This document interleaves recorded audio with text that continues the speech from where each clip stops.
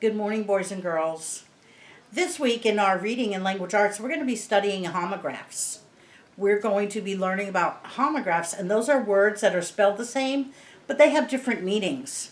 An example of a homograph could be a bat.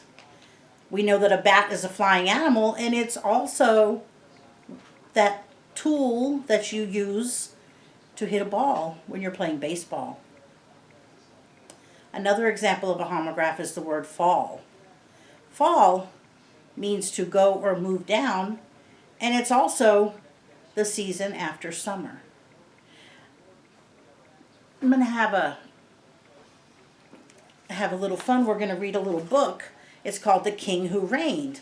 And The King Who Reigned is written by Fred Gwynne, and he is Herman Munster from the Munsters.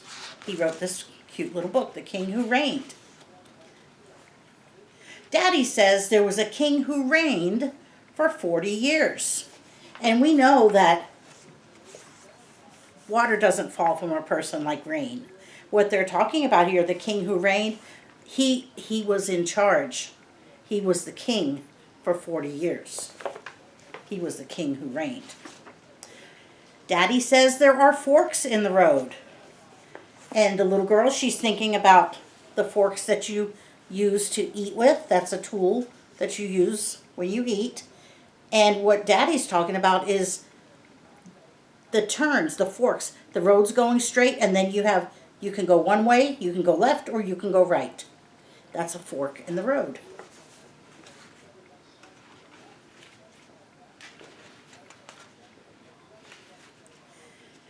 Daddy says he has a mole on his nose. And here she's thinking, oh, the mole that lives outside underground is on Daddy's nose? No, they're talking about sometimes people have a little spot, a little mole, and that's what he has, but not the little critter that lives outside underground.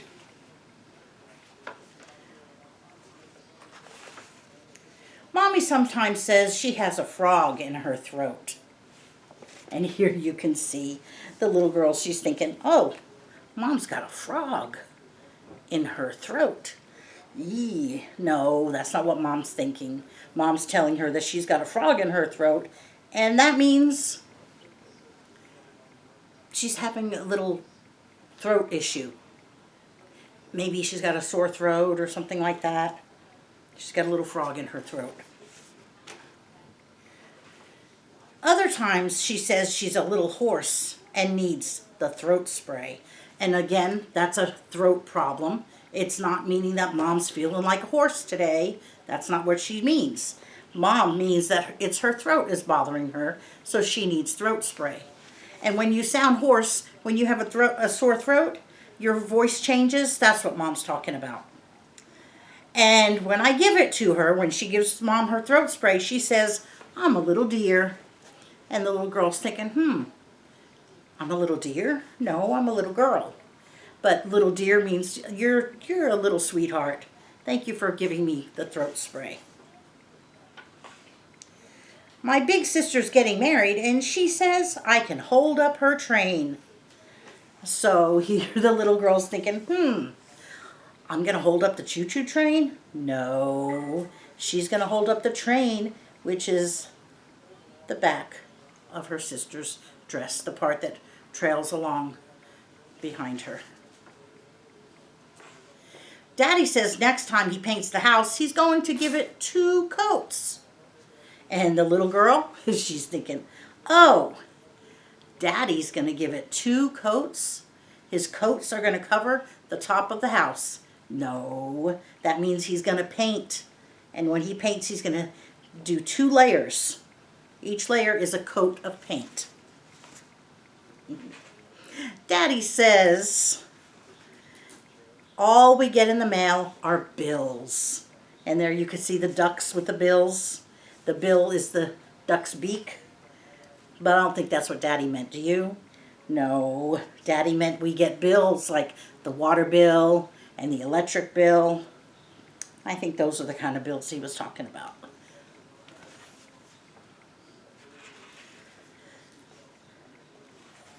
Mommy says not to bother her when she's playing bridge. I don't think that's really a game that Mom plays. That would be really hard to do, to lay there straight and let the animals cross over like a bridge. No. When Mom's playing bridge, that's a game of cards. When Mom's playing cards.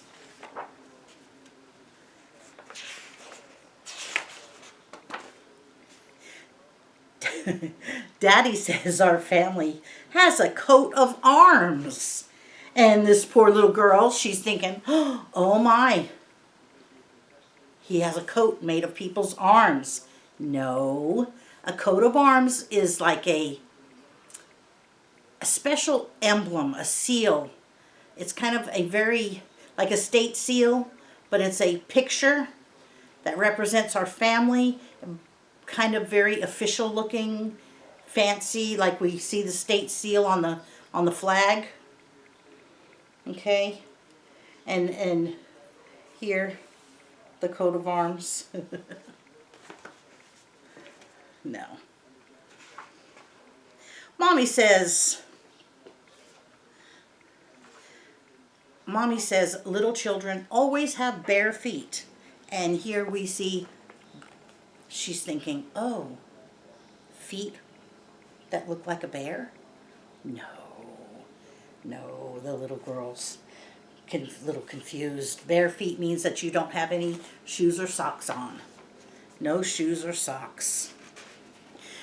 Daddy says we should live in the present. And here she's thinking, oh, we're going to live in the house that's decorated like a gift? No, that the present means today. Remember, past, present, and future. The past was yesterday, the present is today, and the future is tomorrow. We are going to live in the present. Let's worry about today. Yesterday is over, and we'll take care of tomorrow when we get there. Live in the present.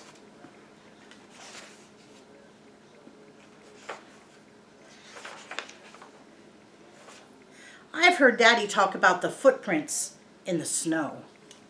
And here you have footprints. And the footprints are the little spots, the little marks that we make when we walk. Maybe if we're walking in the snow, we would have the little marks of the snow, or if you walk through water, you'll see your footprints on the sidewalk. Okay? Not the prince that is the son of the king. He's got little feet on his sweater.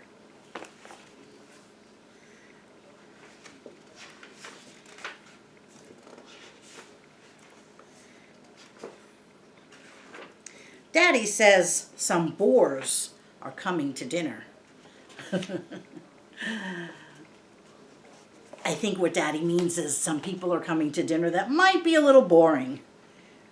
Not wild pigs. You're not going to have wild pigs to dinner. That would not be a good thing. Did you ever hear such a bunch of fairy tales? And here you have the fairies, and there's their tails.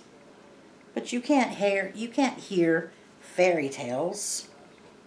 I think what she's talking about here is the story. A fairy tale. That's a genre. It's a category of stories that we read. Fairy tales. So I hope that you enjoyed The King Who Reigned and all of those words.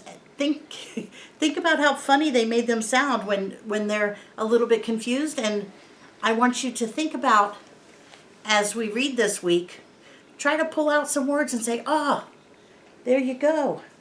There's a homograph.